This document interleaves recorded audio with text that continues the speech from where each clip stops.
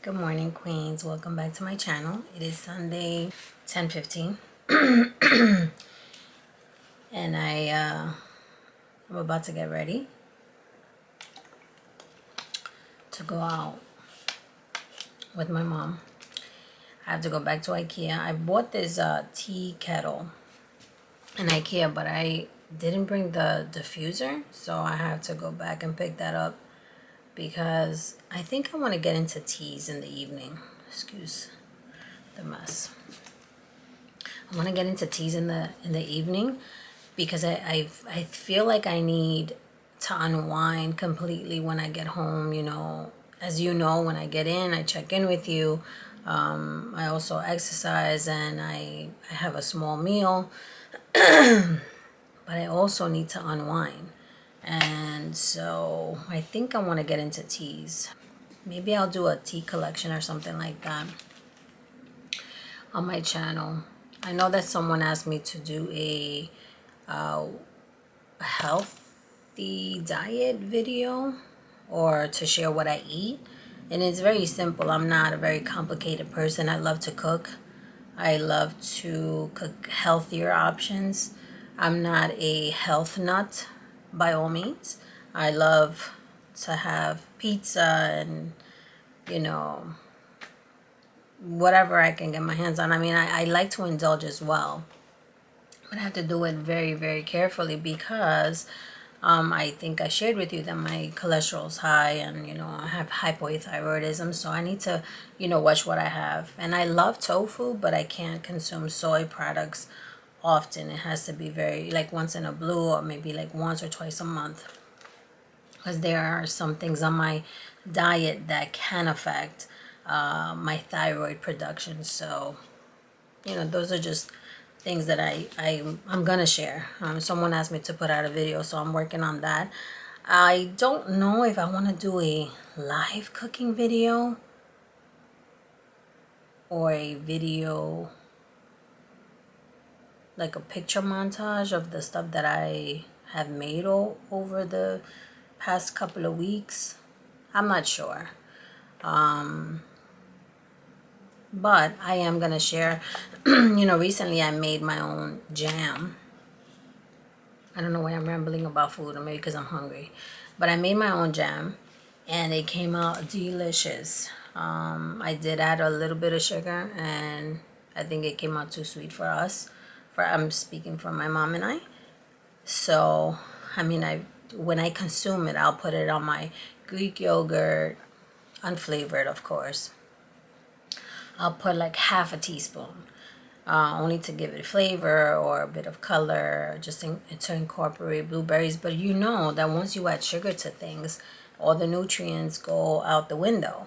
So I may have to do a new batch, but I'm gonna finish this small bowl first. And it was like a very small portion that came out of that entire blueberry box. So I'm gonna do that. But anyway, I'm gonna get ready. I'll show you my outfit of the day in a little bit, and I'll take pictures of my brunch because you know when I'm in the mood to eat, and this is what, again, I don't know why we're talking about food, but I'm dying to eat. Like I can make my own waffles, and I do it every now and then, right? But I'm dying to have like a diner waffle, like those massive. And today I feel like having turkey bacon, maybe 2 strips of turkey bacon along the side and some coffee. But I'll see what I get. So I'll see you later. This is my outfit of the day. Thank you, Zara, for making such beautiful clothes. And this was our breakfast. I opted for silver dollars. They gave me like a million of them. And I asked for turkey bacon. They gave me 5 strips when I asked for 2, but it was delicious. This is the artichoke and eggplant dip. It was delicious with some onion and garlic. Hey, so I'm back. It is 7:08. We got back like about, I want to say maybe 5:30. I just started putting some stuff away. I came back to do my dip. I will insert some pictures here. I started filming like the cooking process, you know, sauteing the onions, browning the onions and things like that. But I didn't get to film everything. But I will film the finished product.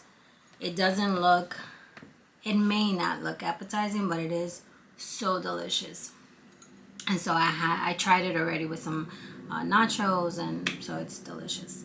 And I had a small meal, and I'm just winding down, you know, having some kombucha, and pretty much I'm going to start, you know, ironing my clothes, setting up everything for the week, and just making sure that I prep my meals for tomorrow to take to the job. And that's it, call it a day.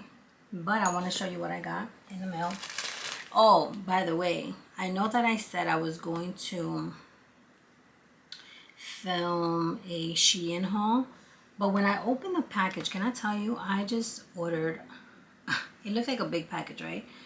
But, and it was just 2 dresses, so I will insert the pictures. It was nothing huge. The rest of the items in the bag were just items for the beach, and I believe it was some nightgowns, which I am not going to show on this channel. But I did get this huge bag of boohoo, and there are several dresses there. There are about 5 dresses, 2 denim dresses that I'm down to try on, and so I definitely will do a boohoo haul, and I'll probably will do it next weekend because I plan on spending an entire day in my house. I haven't done that in a while, so I'll be doing that, and I'll be showing you what it looks like. This morning I woke up with this, I want to say, message in my head, and I don't want to end this video or stop chatting with you guys today without mentioning it. And I think that the Lord put it in my heart to speak about it. And the message today from him to me was, or the question I should say, was, what is the most powerful word in your vocabulary? Or what is the most powerful word you can use? And for me, the most powerful word in my vocabulary is no. For a lot of reasons, people don't use that word enough. You know, particularly women who are, like I always say, we're born nurturers. We always want to take care of folks.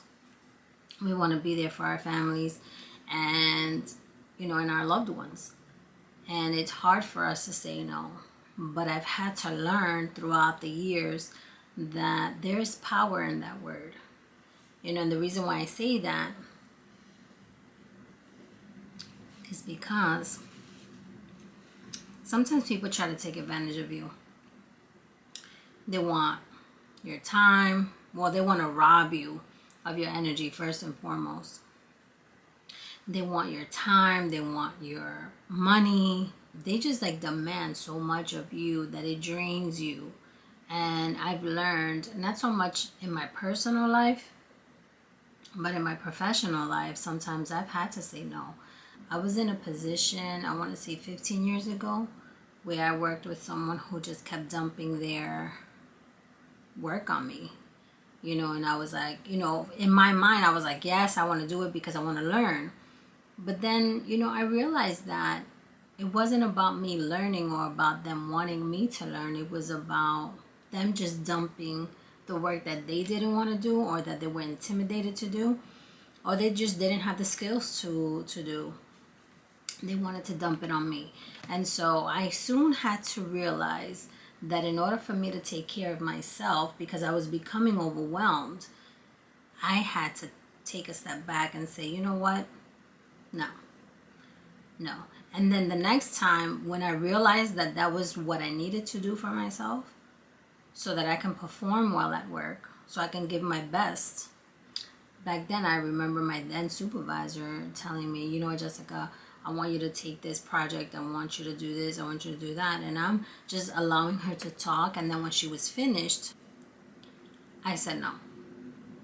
And she looked at me, and I wasn't trying to be insubordinate. I was not trying to be disrespectful. I wanted to just stand my ground, be firm, and say, I'm not going to do it. Not because I don't want to do the job, it's because I already have enough on my plate. And there's a saying, right? That is not what you say, is how you say it. And at that job, I also had to learn how to be diplomatic in my response to certain people, particularly the folks who were in charge. But then I realized that if I didn't put my foot down in a respectful way, then they were always going to take advantage of me. And I say this because in our daily lives, we're consumed with so much stress, throughout the day. In the morning, everything, they say New York is a very rushed city. You travel outside of New York, and I'm not going on a tangent or anything. There's a point. So you travel anywhere outside of New York City, and the pace is so slow.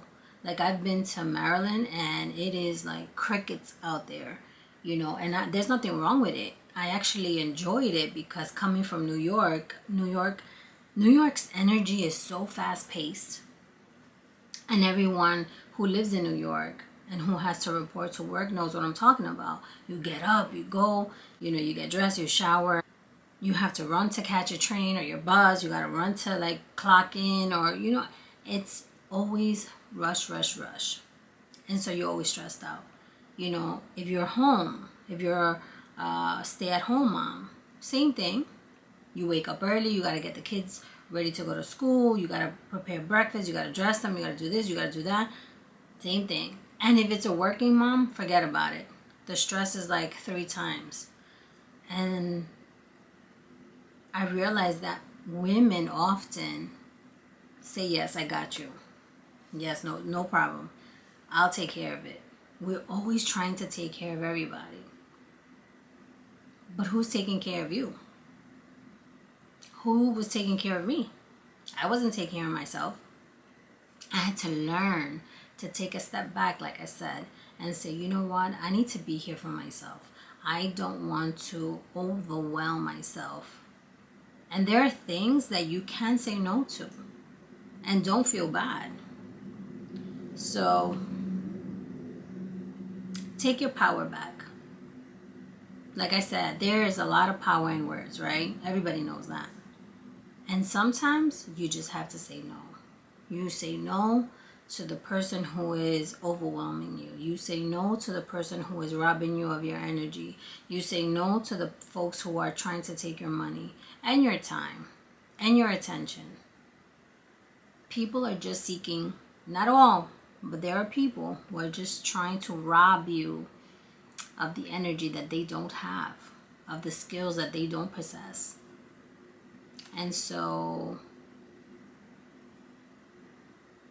my personal advice, this is my opinion, nobody else's,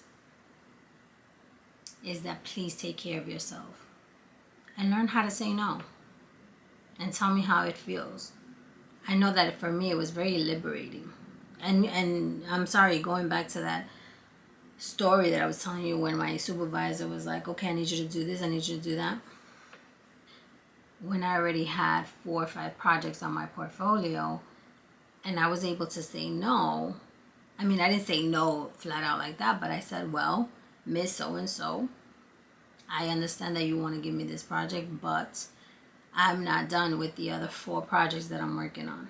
And I don't have enough time to dedicate to this new project. And of course, she was like, oh, of course you have time. It is all about time management. And I said, no. That's when I said no. I said, it's about me not being stressed at work. I cannot stretch myself too thin where I'm going to fail at one of the projects I'm already working on. You can't give so much of yourself to the point that you can get sick, that you can get stressed.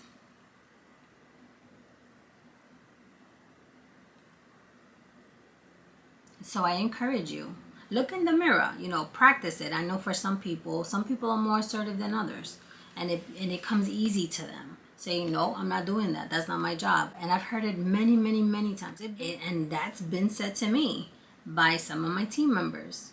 And I respect it because I know that they're being assertive and they're expressing the fact that they can't handle one more thing. And I am very cognizant as a manager when I push too hard. And it's fine, I have to pull back a bit. And then when they say no, and I realize and they give me their reason for giving me that no, I pull back, I analyze the situation, and I agree with them. And so I will assign that project to someone else who is not overwhelmed, who can handle the project. When I was a counselor, one of the exercises that I would use, one of the exercises that I would have my clients use was to look in the mirror. And this was for many things, right? And another time I'll tell you what other reasons why I would have them look in the mirror. And there were some folks who were not assertive. Some were, believe it or not, some were, but some weren't. And those who had assertiveness issues, those are the clients that I would have look in the mirror. And I would ask them, look in the mirror. I'm going to ask you a question. Tell me how you feel. And then a lot of times I would ask them yes or no questions. And when we first started those exercises, my former clients would say yes to everything or okay. Remember, it was a yes or no question, but they would be like, yes, okay, yes, no problem, yes, yes, yes, yes. Everything was affirmative. Then we did other exercises on self-esteem and self-empowerment and financial freedom and all the tools that would help them become self-sufficient by the end of that exercise. And it wasn't like the same week, or it would take months. By the end of those exercises, guess what they were saying? If I would say, we would role play, and I would say, well, so-and-so, I need you to do this, or I need that, or I want this, and they started becoming more assertive within themselves, and they would tell me no. And that was so liberating to them. And so if you're not assertive, I encourage you, just role play. Get in front of a mirror and say, you know what? Let me practice saying no. I know it's not easy, but it is possible. Please take care of yourselves. So that was what I had in mind today. That's what I woke up thinking about this morning.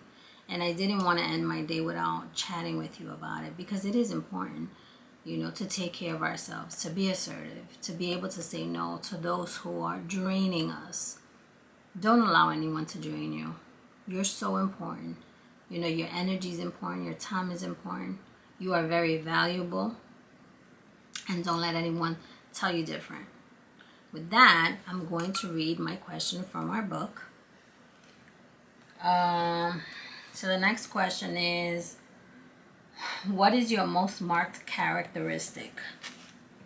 What is my most marked characteristic? I would say my Brooklyn accent.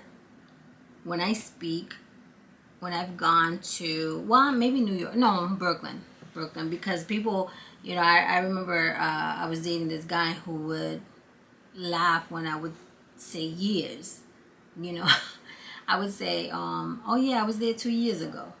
That's just how I speak. I was born in Guatemala, but when I came to New York, I resided in Brooklyn. I'm a Brooklynite at heart. I lived in Brooklyn for many, many years. I just came to Queens not too long ago. And so, that was my Brooklyn accent. That's how I speak. And everyone who knows me knows that I have an accent. So I think that's my most marked characteristic. When you hear me on the phone, you hear the accent. When I've traveled outside of New York, they already know. They're like, you're not from over here, you're from New York. Yes, I am. And I have the attitude and the walk and everything to match. So I would say that's my most marked characteristic. What is yours? Thank you for hanging out with me again. I hope you had a great weekend, and I hope you have an even better week. I will see you tomorrow. If you like this video, like, share, and subscribe, and tell your friends to come join the family. I'll see you tomorrow. Good night.